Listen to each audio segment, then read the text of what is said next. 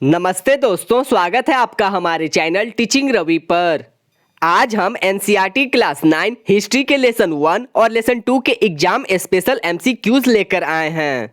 यह video BPSC TRE 4 और अन्य टीचिंग एग्जाम्स के लिए बहुत ही उपयोगी है। आपको यहाँ मिलेगा हर वह टॉपिक जिससे प्रश्न बनते हैं और रिवीजन के लिए बेस्ट कंटेंट। तो वीडियो को पूरा देखिए, लाइक करिए और अपने दोस्तों के साथ जरूर शेयर करिए और चैनल को सब्सक्राइब करना ना भूलें। तो चलिए बिना समय गवाए शुरू करते हैं। अध्याय 1, फ्रांसीसी क्रांति। अगर आप एग्जाम के लिए फास्ट रिवीजन कर रहे हैं तो यह वीडियो आपके लिए परफेक्ट है और ये सारे प्रश्न एनसीईआरटी से लिए गए हैं। चलिए शुरू करते हैं और देखते हैं कि आप कितने क्वेश्चन सही सॉल्व कर पाते हैं। वीडियो ज़्यादा लंबा ना हो इसलिए इसके प्रश्न और आंसर ही करेंगे। फर्स्ट क्वेश्चन है, बास्तिलीन का किला किस शहर में स्थित है? तो याद रखिएगा, बास्तिलीन का किला पेरिस शहर में स्थित था। सेकेंड क्वेश्चन है कि बास्तिलीन के जेल से कुल कितने कैदी छुड़ा लिए गए थे? तो ये छुड़ाए गए थे टोटल 7। याद रखिएगा कि बास्तिलीन के जेल से कुल 7 कैदी छुड़ा लिए गए थे। थर्ड क्वेश्चन है कि फ्रांस की क्रांति के समय किस राजवंश का शासन था? तो फ्रांस की क्रांति के समय बुर्बो राजवंश का शासन था। याद रखिएगा। क्वेश्चन नंबर 4 है और ये सारे प्रश्न बेसिक से एडवांस तक हैं, जैसा कि आप देख ही कर समझ रहे होंगे। तो फोर्थ क्वेश्चन है कि फ्रांसीसी क्रांति के समय फ्रांस का राजा कौन था? तो याद रखिएगा कि फ्रांसीसी क्रांति के समय फ्रांस का राजा लुई 16वां था। क्वेश्चन नंबर 5 है कि सम्राट लुई 16 का विवाह किस देश की राजकुमारी से हुआ था? तो ये हुआ था ऑस्ट्रिया। तो याद रखिएगा कि सम्राट लुई 16वां का विवाह ऑस्ट्रिया की राजकुमारी से हुआ था। क्वेश्चन नंबर 6 है कि लुई 16 के राज्यारोहण के समय राज की स्थिति कैसी थी? तो इसका आंसर हो जाएगा राजकोष खाली थी। याद रखिएगा कि जब लुई 16वां के राज्यारोहण हो रहा था तो उस समय राज की स्थिति यानी कि राजकोष खाली थी। क्वेश्चन नंबर 7 है कि वर्साय का महल किस शहर में स्थित था? तो वर्साय का महल वर्साय में ही स्थित था, वर्साय शहर में। क्वेश्चन नंबर 8 है जो आपको पता होना चाहिए, अमेरिका किस देश का उपनिवेश था? तो याद रखिएगा कि अमेरिका इंग्लैंड देश का उपनिवेश था। इंग्लैंड, इसका आंसर हो जाएगा डी। क्वेश्चन नंबर 9 है कि लिब्रे किस देश की मुद्रा थी? France, Germany, America, England. तो इसका आंसर हो जाएगा लिब्रे फ्रांस देश की मुद्रा थी। क्वेश्चन 9 का आंसर हो जाएगा ए, फ्रांस। क्वेश्चन नंबर 10 है कि 18वीं सदी में फ्रांसीसी समाज कितने स्टेटस में बटा हुआ था? तो याद रखिएगा कि यह टोटल 3 स्टेटस में बटा हुआ था फ्रांसीसी समाज। क्वेश्चन नंबर 11 है कि फ्रांसीसी समाज के कौन से लोग कर अदा करते थे? तो ये करते थे तीसरे स्टेटस के लोग। इसका आंसर हो जाएगा सी, तीसरे स्टेटस के लोग कर अदा करते थे। अगला क्वेश्चन है कि 18वीं सदी के फ्रांस में कितने प्रतिशत लोग किसान थे? तो ये थे टोटल 90% लोग और इनमें से कौन तृतीय स्टेटस में शामिल नहीं था? तो इसका आंसर हो जाएगा पादरी वर्ग। याद रखिएगा कि तृतीय स्टेटस में पादरी वर्ग शामिल नहीं था और 18वीं सदी के फ्रांस में टोटल 90% लोग किसान थे। नेक्स्ट क्वेश्चन है कि निम्नलिखित में से किस वर्ग को कुछ विशेषाधिकार जन्मना प्राप्त थे? तो प्रथम स्टेट्स को और द्वितीय स्टेट्स को, और ए और बी दोनों को। तो इसका आंसर हो जाएगा ए और बी दोनों को प्राप्त थे। क्वेश्चन नंबर 15 है कि टाइद यानी धार्मिक कर को किसानों से वसूलने का अधिकार किसे था? तो ये था प्रथम स्टेटस को। इसका याद रखिएगा कि धार्मिक कर को किसानों से वसूलने का अधिकार प्रथम स्टेटस को प्राप्त था। क्वेश्चन नंबर 16 है कि फ्रांस की मुद्रा लिब्रे को कब समाप्त कर दिया गया? तो याद रखिएगा कि फ्रांस की मुद्रा लिब्रे को 1794 ईस्वी में समाप्त कर दिया गया था। क्वेश्चन नंबर 17 है कि चर्च द्वारा वसूल किए जाने वाला टाइद कर कृषि उपज का कितना हिस्सा लिया जाता था? तो ये लिया जाता था 1/10वां हिस्सा। तो इसका आंसर हो जाएगा सी। और अगला क्वेश्चन है कि टाइल कर किसे अदा किया जाता था? तो ये अदा किया जाता था सीधे राज्य को। याद रखिएगा कि टाइल कर सीधे राज्य को अदा किया जाता था।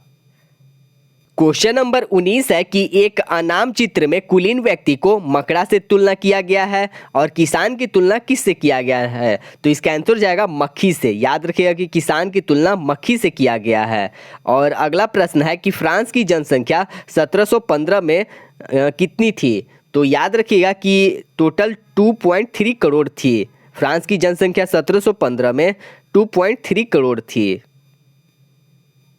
अगला प्रश्न है कि 18वीं सदी में एक नए सामाजिक समूह का उदय हुआ जिसे किस नाम से संबोधित किया जाता था? तो ये किया जाता था मध्य वर्ग से। याद रखिएगा कि 18वीं सदी में एक नए सामाजिक समूह का उदय हुआ था और इसे मध्य वर्ग से संबोधित किया गया था। और अगला प्रश्न है कि राजा के देवी और निरंकुश अधिकारों के सिद्धांत का खंडन किया था? तो ये किए थे जॉन लॉक ने। याद रखिएगा, जॉन लॉक ने किया था राजा के दैवी और निरंकुश अधिकारों के सिद्धांत का खंडन।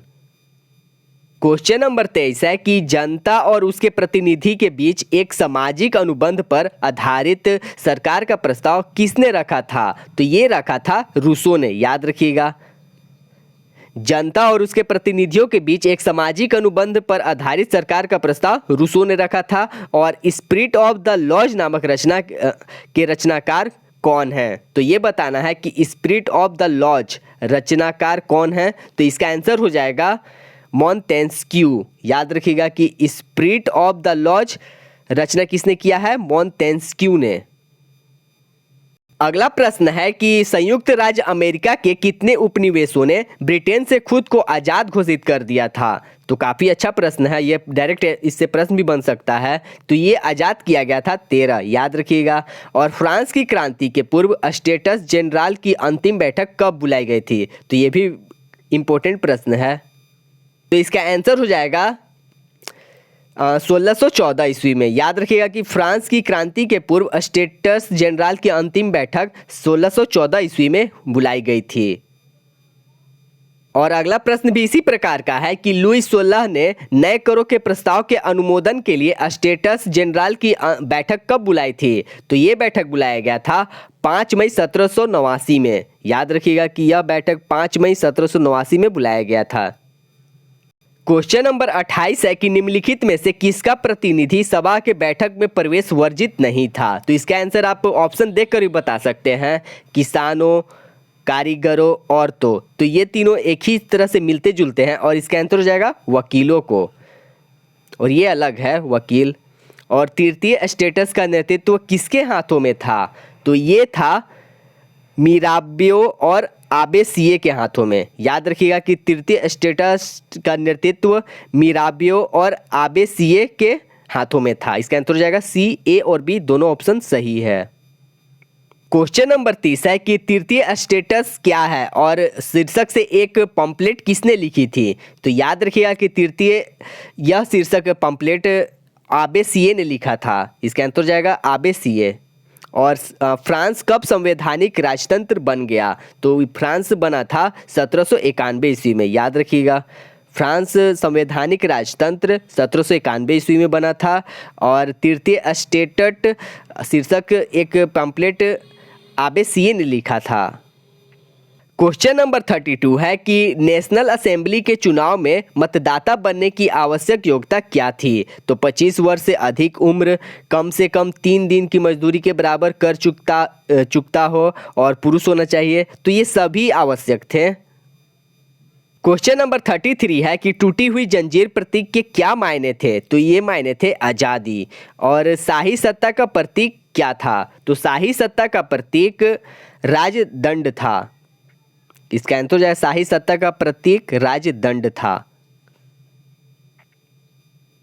क्वेश्चन नंबर 35 है कि फ्रांस का राष्ट्रीय रंग क्या थे? तो ये नीला भी था, सफेद भी था, लाल भी था। तो इसका आंसर हो जाएगा ये सभी। अगला प्रश्न है कि नेशनल असेंबली ने प्रसा एवं ऑस्ट्रिया के विरुद्ध युद्ध की घोषणा कब की थी? तो यह घोषणा की थी 1789 ईस्वी में। याद रखिएगा, 1789 ईस्वी में नेशनल असेंबली ने प्रसा एवं ऑस्ट्रिया के विरुद्ध युद्ध की घोषणा की थी। और अगला प्रश्न है कि राजेट दी लाइल द्वारा रचित मार्सिले किस देश का राष्ट्रीय गान है? तो ये है फ्रांस का। याद रखिएगा कि रॉजेट दी लाइल द्वारा रचित मॉर्सिले फ्रांस देश का राष्ट्रगान है। काफ़ी अच्छा प्रश्न है, ये पूछा भी जा सकता है एग्जाम में। क्वेश्चन नंबर 38 है कि जोकोबिन क्लब के सदस्य कौन थे? तो छोटे दुकानदार, कारीगर, दिहाड़ी मजदूर। तो इसका आंसर हो जाएगा ये सभी थे सदस्य जोकोबिन क्लब के। क्वेश्चन नंबर 39 है कि किस वर्ग ने गोदी कामगारों की तरह धारीदार लंबी पतलून पहनने का निर्णय किया था? तो ये किए थे, इसका आंसर हो जाएगा जोकोबिन ने। इसका आंसर हो जाएगा सी, जोकोबिन। क्वेश्चन नंबर 40 है कि फ्रांस में ब्रीचेस कौन पहनते थे? तो ये पहनते थे कुलीन वर्ग के लोग। याद रखिएगा, फ्रांस में ब्रीचेस कुलीन पहनते थे। क्वेश्चन नंबर 41 है कि कॉन्वेंट क्या था? तो कॉन्वेंट धार्मिक जीवन को समर्पित समूह की इमारत था। इसका आंसर हो जाएगा ए। याद रखिएगा, अगर आप इन प्रश्नों को भी कर लेते हैं तो इसके बाद आपको चैप्टर पढ़ने की जरूरत नहीं पड़ेगी, क्योंकि सारे प्रश्न बेसिक से एडवांस तक हैं और ये सारे प्रश्न एनसीईआरटी से लिए गए हैं। क्वेश्चन नंबर 42 है कि 100 कुलौत से आप क्या समझते हैं? तो इसका डायरेक्ट आंसर बताया जा रहा, 100 कुलौत पुरुष लाल रंग की टोपी भी पहनते थे। इसका आंसर हो जाएगा सी। क्वेश्चन नंबर 43 है कि लुई 16 को किस आरोप में 21 जनवरी 1793 ईस्वी में फांसी दे दी गई थी? तो यह दिया गया था देशद्रोह के कारण। याद रखिएगा कि लुई 16 को देशद्रोह के कारण 21 जनवरी 1793 ईस्वी में फांसी दे दी गई थी। क्वेश्चन नंबर 44 है कि फ्रांस के इतिहास में किस कालखंड को आतंक का युग के नाम से जानते हैं? तो इसमें बताना है आतंक का युग फ्रांस के इतिहास में। तो इसका आंसर हो जाएगा 1793 ईस्वी से 1794 ईस्वी तक। इसका आंसर हो जाएगा बी। तो याद रखिएगा कि आतंक का युग फ्रांस की इतिहास में 1793 से 1794 ईस्वी तक को कहा जाता है। क्वेश्चन नंबर 45 है कि गिलोटिन क्या था? तो याद रखिएगा कि गिलोटिन सिर कलम करने का मशीन था। क्वेश्चन 45 का आंसर हो जाएगा सी। क्वेश्चन नंबर 46 है कि जोकोबिन सरकार के पतन के बाद सत्ता किसके हाथ में आ गई? तो ये आया था मध्य वर्ग के संपन्न तबके के हाथ में। इसका आंसर हो जाएगा ए। याद रखिएगा। और अगला प्रश्न है कि फ्रांस में महिलाओं को मताधिकार कब प्राप्त हुआ था? काफ़ी अच्छा प्रश्न है। फ्रांस में महिलाओं को मताधिकार कब प्राप्त हुआ था? तो ये हुआ था 1946 ईस्वी में। क्वेश्चन नंबर 48 है कि ओलंप दे गूज को पुरुष एवं नागरिक अधिकार घोषणा पत्र का विरोध करने के कारण कब फांसी दी गई थी? याद रखिएगा, ओलंप दे गूज को पुरुष एवं नागरिक अधिकार घोषणा पत्र का विरोध करने के कारण फांसी दी गई थी और यह फांसी दिया गया था 1793 ईस्वी में। इसका आंसर हो जाएगा ए, 1793। क्वेश्चन नंबर 49 है कि फ्रांस के बोर्दे और नान्ते बंदरगाह किस चीज़ के व्यापार के कारण समृद्ध बन गया था? तो ये बना था दासों के कारण। याद रखिएगा कि फ्रांस के बोर्दे और नान्ते बंदरगाह दासों के व्यापार के कारण समृद्ध बन गया था। और दास व्यापार कब प्रारंभ हुआ था? तो याद रखिएगा, दास व्यापार 17वीं शताब्दी में प्रारंभ हुआ था। इसका आंसर हो जाएगा 17वीं शताब्दी। दास व्यापार प्रारंभ हुआ था 17वीं शताब्दी में। क्वेश्चन नंबर 51 है कि फ्रांसीसी उपनिवेशों से अंतिम रूप से दास प्रथा का उन्मूलन कब किया गया था? तो ये किया गया था 1848 ईस्वी में। याद रखिएगा, फ्रांसीसी उपनिवेशों से अंतिम रूप से दास प्रथा का उन्मूलन 1848 ईस्वी में किया गया था। 52 अगला क्वेश्चन है 52 की निग्रो शब्द किसके लिए इस्तेमाल किया जाता था? तो याद रखिएगा, निग्रो शब्द सहारा रेगिस्तान के दक्षिण में रहने वाले स्थानीय लोगों के लिए निग्रो शब्द इस्तेमाल किया जाता था।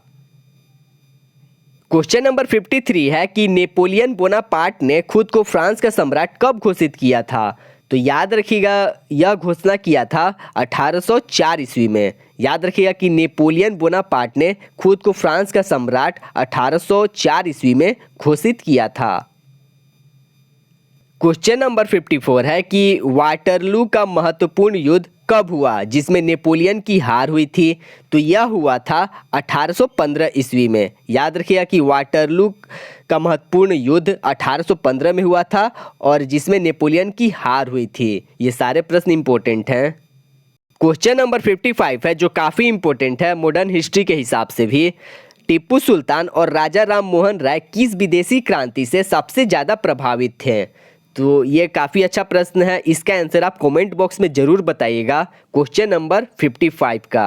अगर 1-2 दिन के अंदर इसका जवाब नहीं मिलता है तो इसका कमेंट करके इसका आंसर बता दिया जाएगा। क्वेश्चन नंबर 56 है कि 1794 ईस्वी में कॉन्वेंस द्वारा फ्रांसीसी उपनिवेशों से दास मुक्ति का कानून पारित करने के कितने वर्षों बाद नेपोलियन द्वारा दास प्रथा पुनः प्रारंभ किया गया था? तो ये भी अच्छा प्रश्न है, तो इसका आंसर हो जाएगा 10। याद रखिएगा 10। क्वेश्चन नंबर 57 है कि औरत जन्मना स्वतंत्र है और अधिकारों में पुरुष के समान है, यह विचार पहली बार किसके घोषणा पत्र के माध्यम से रखा गया? तो एक बार फिर से रिपीट किया जा रहा है, इसे ध्यान से सुनिएगा, काफ़ी अच्छा प्रश्न है। औरत जन्मना स्वतंत्र है यानी जन्म से ही स्वतंत्र है और अधिकारों में पुरुष के समान है, यह विचार पहली बार याद रखिए ओलंप दे ग्रूज ने घोषणा पत्र के माध्यम से रखा था। इसका आंसर हो जाएगा ओलंप दे ग्रूज। क्वेश्चन नंबर 58 है कि रोबेस्पियर को कब गिलोटिन पर चढ़ाया गया था? तो यह किया गया था 1794 ईस्वी में। याद रखिएगा गिलोटिन पर चढ़ाया गया था 1794 में रोबेस्पियर को। क्वेश्चन नंबर 59 है कि फ्रांस में डैनो वाली स्त्री किस चीज़ का मानवीय रूप थी? तो याद रखिएगा फ्रांस में डैनो वाली स्त्री कानून के लिए मानवीय रूप से थी। अगला प्रश्न है कि दास स्वतंत्र होने के बाद किस प्रकार की टोपी पहनते थे? तो ये पहनते थे लाल फ्राइजीनियन टोपी। याद रखिएगा लाल फ्राइजियन टोपी। क्वेश्चन नंबर 61 है कि 1790 के दशक में निर्मित संविधान के अनुसार किन्हें निष्क्रिय नागरिक कहा गया? तो ये निष्क्रिय नागरिक कहा गया था मतदान से वंचित पुरुष एवं महिलाओं को। इसका आंसर हो जाएगा सी। याद रखिएगा। क्वेश्चन नंबर 62 है कि सम्राट की शक्तियों पर अंकुश लगाने और सभी मनुष्यों को मूलभूत अधिकार प्रदान करने के लिए संविधान कब बनाया गया था? तो इसका आंसर हो जाएगा 1791 ईस्वी में। याद रखिएगा। और ये प्रश्न भी काफ़ी इम्पोर्टेंट है, इसे मार्क कर दिया जा रहा। तो क्वेश्चन है कि किस विद्वान ने अपनी रचना the spirit of the laws में सरकार के अंदर विधायिका, कार्यपालिका और न्यायपालिका के बीच सत्ता विभाजन की बात कही थी? तो ये कहे थे मोंटेस्क्यू ने। इसका आंसर हो जाएगा सी, मोंटेस्क्यू ने। क्वेश्चन नंबर 64 है कि तीसरा स्टेट का नेतृत्व करने वाले आबेसिये मूलतः क्या थे? तो ये थे पादरी। याद रखिएगा आबेसिये पादरी थे। और अगला प्रश्न है कि तीसरे स्टेट के एक प्रभावशाली नेता मिराबियो कैसे परिवार से संबंधित थे? तो इसका आंसर हो जाएगा कुलीन। याद रखिएगा कि तृतीय स्टेट के एक प्रभावशाली नेता मिराबियो कुलीन परिवार से संबंधित थे।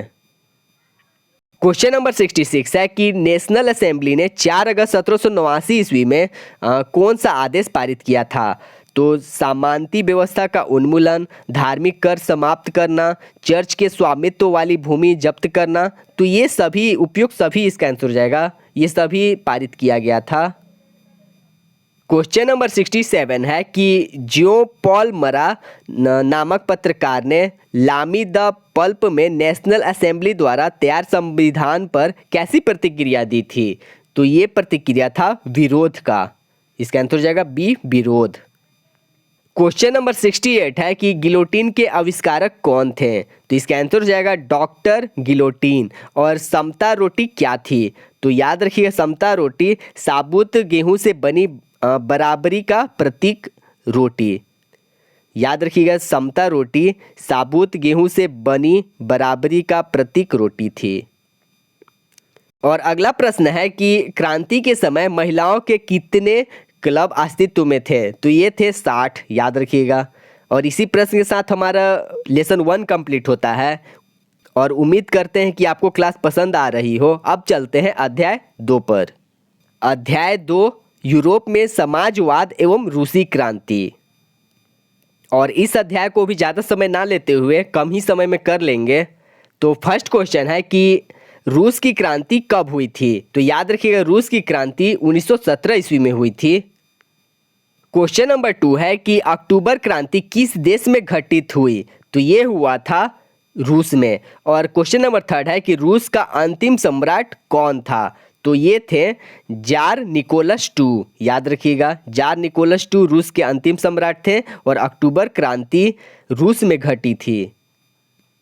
क्वेश्चन नंबर 4 है कि रूसी साम्राज्य में किस धर्म को मानने वाले लोग थे? तो ये थे कैथोलिक व प्रोटेस्टेंट, याद रखिएगा। और अगला प्रश्न है कि 20वीं सदी के शुरुआत में रूस की आबादी का कितना प्रतिशत खेती बाड़ी से जुड़ा हुआ था? तो ये जुड़ा हुआ था लगभग 85%, याद रखिएगा। क्वेश्चन नंबर 6 है कि 20वीं सदी के प्रारंभ में किस देश के सर्वाधिक लोग कृषि पर आश्रित थे? तो ये थे रूस के लोग आश्रित। और रूस के प्रारंभिक औद्योगिक इलाके कौन थे? तो ये थे सेंट पीटर्सबर्ग और मॉस्को, याद रखिएगा। रूस के प्रारंभिक औद्योगिक इलाके सेंट पीटर्सबर्ग और मॉस्को थे। तो इसका आंसर हो जाएगा सी, ए और बी दोनों थे। क्वेश्चन नंबर 8 है कि 1914 ईस्वी में रूस में फैक्ट्री मजदूरों में औरतों की संख्या रूस में कितनी थी? तो ये थी 31%, याद रखिएगा। और रूसी किसान समय समय पर अपनी सारी जमीन किसे सौंप देते थे? तो ये सौंपते थे क्यून को, यानी मीर को, कम्यून को सौंप देते थे। क्वेश्चन नंबर 10 है कि कम्यून जमीन का बंटवारा किस आधार पर करता था? तो ये करता था, इसका आंसर हो जाएगा परिवार के जरूरत के आधार पर। इसका आंसर हो जाएगा डी, परिवार के जरूरत के आधार पर। क्वेश्चन नंबर 11 है कि मार्क्स के विचारों को मानने वाले समाजवादियों ने Russian social democratic workers party यानी रूसी सामाजिक लोकतांत्रिक श्रमिक पार्टी का गठन कब किया? तो इसे मार्क कर दिया जा रहा, काफ़ी इंपॉर्टेंट है। तो ये किया था 1898 ईस्वी में, याद रखिएगा। क्वेश्चन नंबर 12 है कि सोशलिस्ट रिवॉल्यूशनरी पार्टी यानी समाजवादी क्रांतिकारी पार्टी का गठन कब किया गया था? तो ये किया गया था 1900 ईस्वी में। इसका आंसर हो जाएगा ए, 1900 ईस्वी।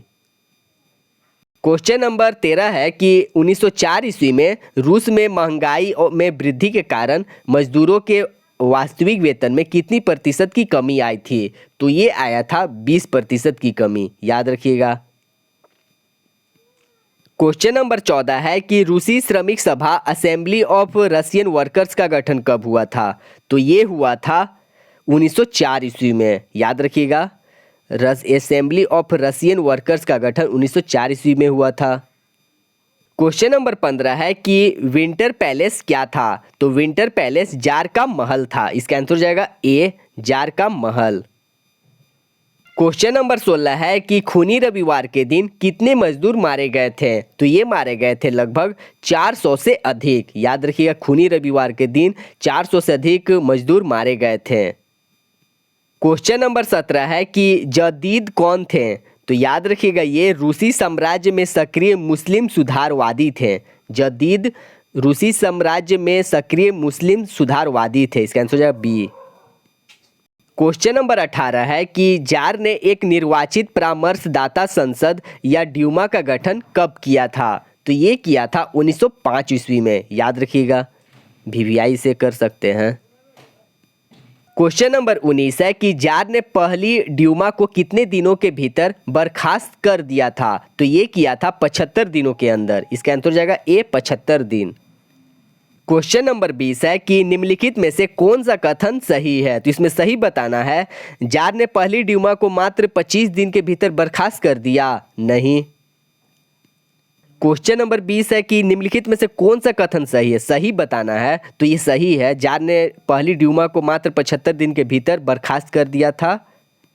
और ऑप्शन बी है कि जार ने दूसरी ड्यूमा को 3 महीने के भीतर बर्खास्त कर दिया था, ये भी सही है, ये भी सही है। और जार ने मतदान कानूनों में फेरबदल कर तीसरी ड्यूमा में रूढ़िवादी राजनेताओं को भर डाला, तो ये भी सही है। तो इसका आंसर हो जाएगा डी, सभी सही हैं। क्वेश्चन नंबर 21 है कि 1914 ईस्वी में दो यूरोपीय गठबंधनों के बीच युद्ध छिड़ गया था और इस युद्ध को किस नाम से जानते हैं? तो इस युद्ध को प्रथम विश्व युद्ध के नाम से जानते हैं। इसका आंसर हो जाएगा ए, प्रथम विश्व युद्ध। क्वेश्चन नंबर 22 है कि प्रथम विश्व युद्ध के केंद्रीय शक्तियों के गुट में कौन कौन देश शामिल थे? तो ये थे जर्मनी, तुर्की और इंग्लैंड। इसका आंसर हो जाएगा बी। क्वेश्चन नंबर 23 है कि रूस के साथ दूसरे खेमे के बाद कौन देश शामिल हो गया था? तो ये शामिल हुए थे इटली, रोमानिया। तो इसका आंसर हो जाएगा सी, ए और बी दोनों। और सेंट पीटर्सबर्ग का नाम बदलकर क्या कर दिया गया था? तो ये बदल कर दिया गया था पेट्रोग्राद। इसका आंसर हो जाएगा डी। क्वेश्चन नंबर 25 है कि जारीना किसे कहा जाता था? तो ये कहा जाता था जार की पत्नी। क्वेश्चन नंबर 26 है कि जार निकोलस द्वितीय की पत्नी का क्या नाम था? तो ये नाम था अलेक्सांद्रा। याद रखिएगा, अलेक्सांद्रा। अगला प्रश्न उन्हीं पर है कि अलेक्सांद्रा किस मूल की थी? तो ये जर्मनी मूल के थी। इसका आंसर हो जाएगा सी, जर्मनी। और रास्पुतीन कौन था? तो रास्पुतीन महारानी अलेक्सांद्रा के सलाहकार और सन्यासी। तो इसका आंसर हो जाएगा ए और बी दोनों, रास्पुतीन था। क्वेश्चन नंबर 29 है, इसमें सही बताना है कि शाही रूसी सेना के बारे में क्या सही है? तो शाही रूसी सेना को रूसी स्टील रोलर कहा जाता था। यह दुनिया की सबसे बड़ी सशस्त्र सेना थी। इसने जब अपनी निष्ठा बदलकर क्रांतिकारियों को समर्थन दिया तो जार की सत्ता ढह गई। तो ये सही सभी होंगे। इसका आंसर हो जाएगा डी, सभी सही है। अगला प्रश्न है कि 1916 ईस्वी की सर्दियों में रोटी दुकानों पर अक्सर दंगे क्यों होने लगे थे? तो ये होने लगे थे रोटी और आटे की किल्लत की वजह से। याद रखिएगा कि 1916 ईस्वी की सदियों में रोटी दुकानों पर अक्सर दंगे होने लगे थे। और ऐसा क्यों होता था? क्योंकि रोटी और आटे की किल्लत की वजह से। इसका आंसर हो जाएगा ए। क्वेश्चन नंबर 31 है कि पेट्रोग्राद शहर में मजदूरों के क्वार्टर और कारखाने कहाँ स्थित थे? तो ये थे स्थित नेवा नदी के दाएं तट पर। याद रखिएगा, नेवा नदी के दाएं तट पर पेट्रोग्राद शहर में मजदूरों के क्वार्टर और कारखाने स्थित थे। क्वेश्चन नंबर 32 है कि सिपाही और मजदूर एक सोवियत या परिषद का गठन करने के लिए कहाँ इकट्ठित हुए थे? तो ये हुए थे जहाँ ड्यूमा की बैठक होती थी। इसका आंसर हो जाएगा बी, जहाँ ड्यूमा की बैठक होती थी। और अगला प्रश्न है, क्वेश्चन नंबर 33 है कि लेनिन की अप्रैल थीसिस में कितनी महंगी थी? तो ये थी टोटल 3। क्वेश्चन नंबर 34 है कि लेनिन ने वोल्शेविक पार्टी का नाम बदलकर कौन सी पार्टी करने का सुझाव दिया था? तो ये दिया था कम्युनिस्ट पार्टी। याद रखिएगा, कम्युनिस्ट पार्टी नाम बदलने की सलाह दी थी। और अगला प्रश्न है कि जार ने कब पद त्याग किया था? तो जार ने पद त्याग किया था 2 मार्च 1917 ईस्वी को। याद रखिएगा कि जार ने 2 मार्च 1917 को पद त्याग किया था। और अगला प्रश्न है कि क्वेश्चन नंबर 36 की प्रतियोगिता के द्वारा सोवियत टोपी का चुनाव कब किया गया था? तो प्रतियोगिता के दौरान सोवियत टोपी का चुनाव किया गया था। इसका आंसर हो जाएगा 36 का 1918 ईस्वी को। याद रखिएगा। क्वेश्चन नंबर 37 है कि सत्ता पर कब्जे के लिए किसके नेतृत्व में सोवियत की ओर से एक सैनिक क्रांतिकारी समिति का गठन किया गया था? तो ये किया गया था लियोन ट्रोट्स्की के द्वारा। इसका आंसर हो जाएगा ए, लियोन ट्रोट्स्की के द्वारा। और क्वेश्चन नंबर 38 है कि मार्च 1918 ईस्वी में वोल्शेविकों ने किस स्थान पर जर्मनी के साथ संधि की थी? तो ये किया था ब्रेस्ट लिटोव्स्क के। और क्वेश्चन नंबर 39 है कि रूस कितने दलीय राजनीतिक व्यवस्था वाला देश बन गया था? तो रूस बन गया था टोटल एक दलीय वाला। इसका आंसर हो जाएगा डी 1। क्वेश्चन नंबर 40 है कि 1918 ईस्वी और 1919 ईस्वी में रूसी साम्राज्य के ज़्यादातर हिस्सों पर किसका नियंत्रण था? तो ये नियंत्रण था सामाजिक क्रांतिकारियों का और जार समर्थकों का। तो इसका आंसर हो जाएगा डी, बी और सी दोनों का। क्वेश्चन नंबर 41 है कि रूस में गुप्तचर पुलिस को किस नाम से जानते थे? तो चेका, जो ओजीप्यू, एनकेविडो। तो इसका आंसर हो जाएगा उपयुक्त सभी। क्वेश्चन नंबर 42 है कि बोल्शेविकों के विरोधियों को किस देश का समर्थन मिल रहा था? तो ये मिल रहा था फ्रांस, अमेरिका, ब्रिटेन, जापान। तो इन सब का मिल रहा था। इसका आंसर हो जाएगा उपयुक्त सभी को मिल रहा था समर्थन। क्वेश्चन नंबर 43 है कि रूस में गृह युद्ध माना जाता है का समय कब से कब तक? तो रूस में गृह युद्ध का समय माना जाता है 1918 ईस्वी से 1920 ईस्वी तक। इसका आंसर हो जाएगा ए, 1918 से 20 ईस्वी तक।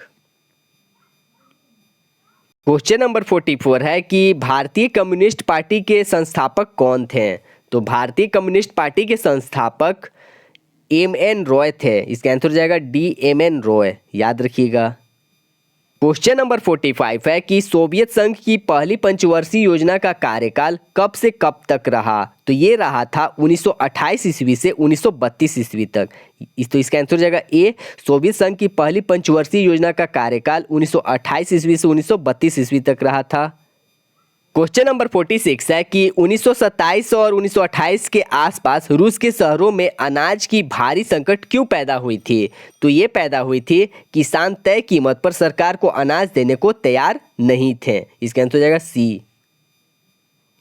क्वेश्चन नंबर 47 है कि रूस में कुलीन किसे कहा जाता था? तो याद रखिएगा कि रूस में कुलीन संपन्न किसान को कहा जाता था। इसका आंसर हो जाएगा बी, संपन्न किसान को। और क्वेश्चन नंबर 48 है कि लेनिन के बाद कम्युनिस्ट पार्टी की कमान किसने संभाली थी?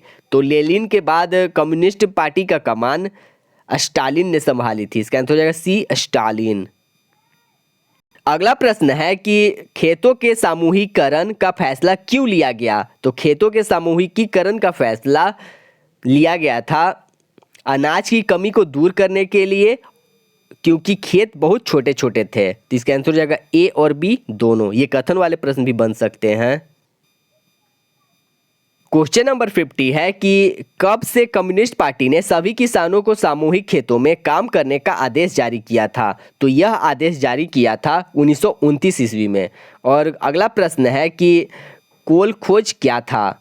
तो कोल खोज क्या था? तो इसका आंसर हो जाएगा सामूहिक खेत। याद रखिएगा, कोल खोज सामूहिक खेत था। क्वेश्चन नंबर 52 है कि सोवियत संघ ने 1929 ईस्वी से 1931 ईस्वी के बीच मवेशियों की संख्या में 1/3 की कमी क्यों हुई थी?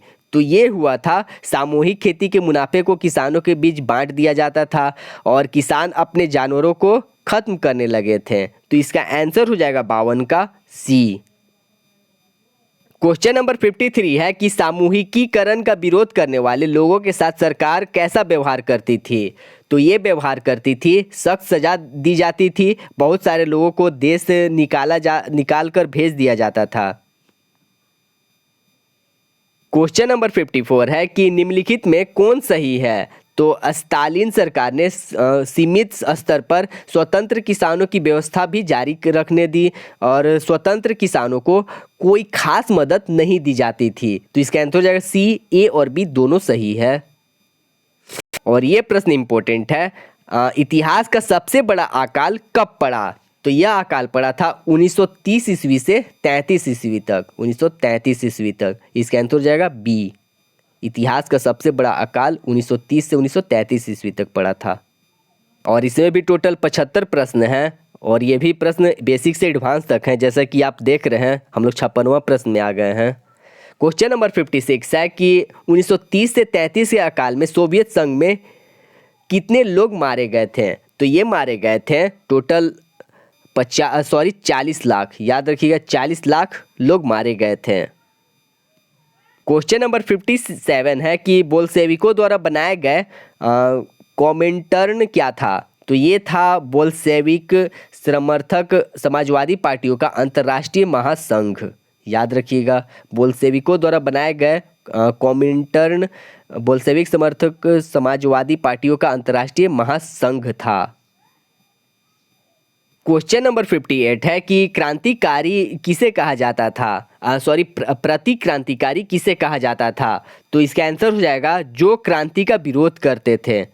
तो याद रखिएगा प्रतिक्रांति किसे कहा जाता था? जो क्रांति का विरोध करते थे। इसका आंसर हो जाएगा सी। क्वेश्चन नंबर 59 है कि सोवियत संघ का विघटन कब हुआ था? तो ये हुआ था 1991 ईस्वी में। याद रखिएगा सोवियत संघ का विघटन 1991 ईस्वी में हुआ था। और अगला प्रश्न है कि बोल्शेविक पार्टी के नेता कौन थे? तो बोल्शेविक पार्टी के नेता व्लादिमीर लेनिन थे। इसका आंसर हो जाएगा सी, व्लादिमीर लेनिन। क्वेश्चन नंबर 61 है कि विश्व के एकजुट मजदूर का नारा किससे जुड़ा था? तो विश्व के एकजुट मजदूर का नारा जुड़ा हुआ था रूसी क्रांति से। इसका आंसर हो जाएगा रूसी क्रांति। ये वर्ल्ड हिस्ट्री के लिए काफ़ी इंपॉर्टेंट है। और जैसा कि आप भी जानते हैं कि सबसे पहले प्रिफेयर किया जाता है एनसीईआरटी बुक का और उसके बाद एससीईआरटी। तो ये एनसीईआरटी के सारे प्रश्न हैं। क्वेश्चन नंबर 62 है कि निम्नलिखित में से कौन सा देश पूर्व सोवियत संघ का हिस्सा नहीं था? तो ये हिस्सा नहीं था इंग्लैंड। इसका आंसर हो जाएगा सी, इंग्लैंड। अगर आपको क्लास पसंद आ रही हो तो इसे अपने दोस्तों के साथ जरूर शेयर करें। क्वेश्चन नंबर 63 है कि किस दिन को खूनी रविवार के रूप में जाना जाता है? तो क्वेश्चन नंबर 63 का आंसर है 22 जनवरी 1905 ईस्वी को। याद रखिएगा 22 जनवरी 1905 ईस्वी को खूनी रविवार के रूप में जाना जाता है। और अगला प्रश्न है कि रूसी क्रांति के जनक कौन थे? तो रूसी क्रांति के जनक लेनिन थे। काफ़ी अच्छा प्रश्न है दोनों, ये और ये।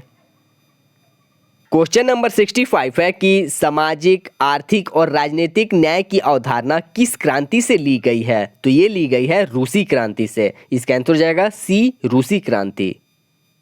क्वेश्चन नंबर 66 है कि 1917 ईस्वी की रूसी क्रांति का तत्कालीन कारण क्या था? तो रूसी क्रांति का तत्कालीन कारण था प्रथम विश्व युद्ध में रूस की पराजय। इसका आंसर हो जाएगा बी, प्रथम विश्व युद्ध में रूस की पराजय। क्वेश्चन नंबर 67 है कि आधुनिक रूस का निर्माता किसे माना जाता है? तो आधुनिक रूस का निर्माता माना जाता है स्टालिन को। याद रखिएगा आधुनिक युग का निर्माता स्टालिन को माना जाता है। और अगला प्रश्न है कि बोल्शेविक क्रांति कब हुई थी? तो याद रखिएगा कि बोल्शेविक क्रांति हुआ था नवंबर 1917 ईस्वी में। काफ़ी अच्छा प्रश्न है। बोल्शेविक क्रांति हुआ था नवंबर 1917 ईस्वी में। क्वेश्चन नंबर 69 है कि रूस में क्रांति के समय कौन सा कैलेंडर प्रचलित था? तो ये कैलेंडर प्रचलित था जूलियन कैलेंडर। याद रखिएगा कि रूसी क्रांति के समय जूलियन कैलेंडर प्रचलित था। इसका आंसर हो जाएगा बी, जूलियन कैलेंडर। अगला प्रश्न है क्वेश्चन नंबर 70 कि बोल्शेविक और मंसेविक का विभाजन कब हुआ था? तो ये हुआ था 1903 ईस्वी में। याद रखिएगा कि बोल्शेविक और मंसेविक का विभाजन 1903 ईस्वी में हुआ था।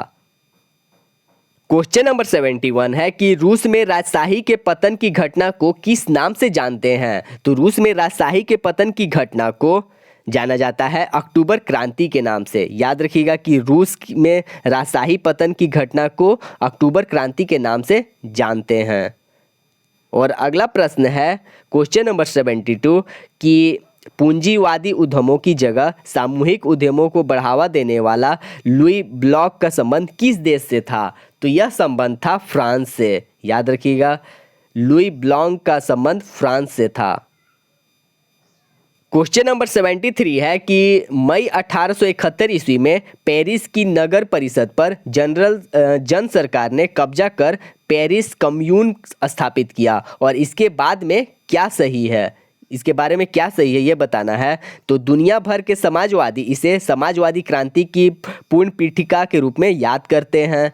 मजदूरों के लाल झंडे का उदय इसी घटना से हुआ था और मार्सेयेस गीत का घटना के बाद मुक्ति संघर्ष का प्रतीक बन गया। तो इसका आंसर हो जाएगा सभी सही है, इसका आंसर हो जाएगा डी। क्वेश्चन नंबर 74 है कि द्वितीय इंटरनेशनल क्या था। तो द्वितीय इंटरनेशनल था, इसका आंसर हो जाएगा समाजवादियों की एक अंतर्राष्ट्रीय संस्था। याद रखिएगा, द्वितीय इंटरनेशनल समाजवादियों की एक अंतर्राष्ट्रीय संस्था थी। क्वेश्चन नंबर 75 है कि निम्नलिखित में से कौन गलत है। तो इसमें गलत बताना है सोवियत संघ कांग्रेस पार्टी, तो ये गलत है। ब्रिटेन लेबर पार्टी, ये सही है। फ्रांस सोशलिस्ट पार्टी, ये भी सही है। जर्मनी सोशल डेमोक्रेटिक पार्टी, तो ये भी सही है। ये तीनों सही है और ये गलत है। क्वेश्चन नंबर 75 का आंसर हो जाएगा ए। तो इसी प्रश्न के साथ हमारा अध्याय 2 भी कंप्लीट होता है और उम्मीद करते हैं कि आपको क्लास पसंद आई हो। और अगला वीडियो आप किस टॉपिक पर चाहते हैं कमेंट बॉक्स में ज़रूर बताइएगा। और इसी प्रकार हम अगले क्लास में अध्याय 3 और 4 को कंप्लीट करेंगे। और अभी जो हमारा सीरीज चल रहा है मोस्ट एक्सपेक्टेड एमसीक्यूज का सीरीज चल रहा। वीडियो पसंद आई हो तो लाइक करें, शेयर करें और चैनल को सब्सक्राइब करना ना भूलें। वीडियो देखने के लिए धन्यवाद। आपका दिन शुभ हो। हम मिलेंगे अगले वीडियो में, तब तक के लिए नमस्ते।